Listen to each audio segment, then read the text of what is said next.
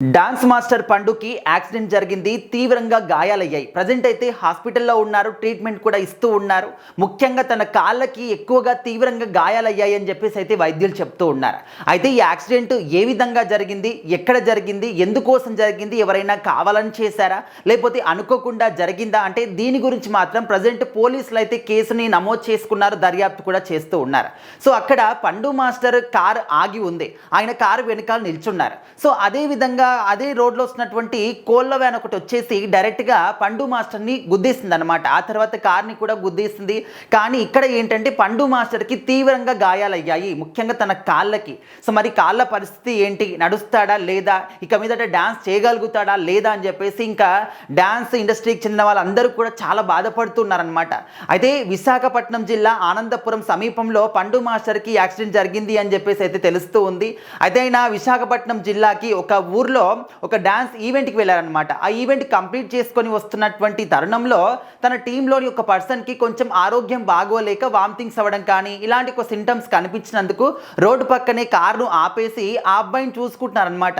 So ఆ వెంటనే పండు మాస్టర్ కూడా కారు దిగేసి వెనకాల వచ్చి నిలబడ్డాడు. సో మరి వెనకాలే అదే విధంగా ఈ యొక్క కోళ్ళ వ్యాన్ వచ్చేసింది అనమాట. మరి తను అతివేగం వల్ల ఈ యాక్సిడెంట్ జరిగిందా, లేకపోతే కావాలని ప్లాన్ ప్రకారం చేశారా, లేకపోతే అదుపు తప్పాడా, మద్యం తాగి ఉన్నాడా, ఇలాంటి అనుమానాలన్నీ కూడా కనిపిస్తూ ఉన్నాయి.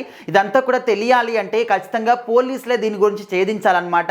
సో చాలామంది ఏమనుకుంటున్నారంటే పండు మాస్టర్ చిన్నప్పటి నుంచి కూడా ఎంతో కష్టపడి ఆయన ఈ స్థాయికి వచ్చాడు. సో అందుకోసం అని చెప్పేసి తన యొక్క ఇప్పుడు తను కూడా ఆంధ్రప్రదేశే కాబట్టి అక్కడ కొంతమంది కక్ష కట్టారు.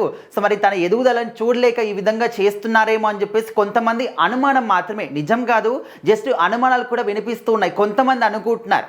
కాకపోతే ఇది నిజానికి మరి కోళ్ళ వ్యాన్ చెప్తున్నారు. కోళ్ళ అన్నప్పుడు ఖచ్చితంగా అది కావాలని గుద్దుతుందా అంటే దానికి కూడా మనం 100% అవును అని చెప్పలేము, కాదు అని కూడా చెప్పలేము. అతివేగం కారణం అయి ఉండొచ్చు, లేకపోతే ఏదైనా కనిపించకపోయి ఉండొచ్చు, కళ్ళకి ఏదైనా అడ్డుపడి ఉండొచ్చు, లేకపోతే మద్యం తాగి ఉండొచ్చు, 1,00,000 కారణాలు ఉండొచ్చు. సో ఇవన్నీ కూడా పోలీసుల దర్యాప్తులో తేలుతాయి. కానీ వాళ్ళు ఏది చెప్పకముందే మనకు మనం ఊహించుకొని కావాలని చేశారు, వాళ్ళు చేశారు, వీళ్ళు చేశారు అనుకుంటే ఖచ్చితంగా తప్పవుతుంది.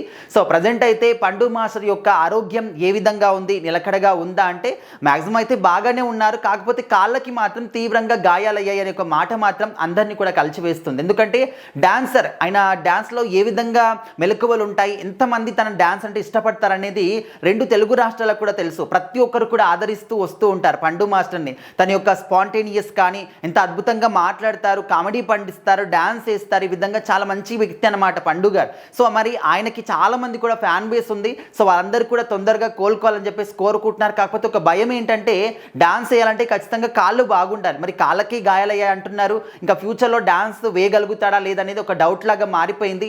మరి తొందరలోనే కోలుకోవాలని చెప్పేసి అందరూ కూడా కోరుకుంటున్నారు. మరి ఈ కేసులో నిజానిజాలు ఏంటనేది పోలీసుల దర్యాప్తులో తెలియాల్సి ఉంది.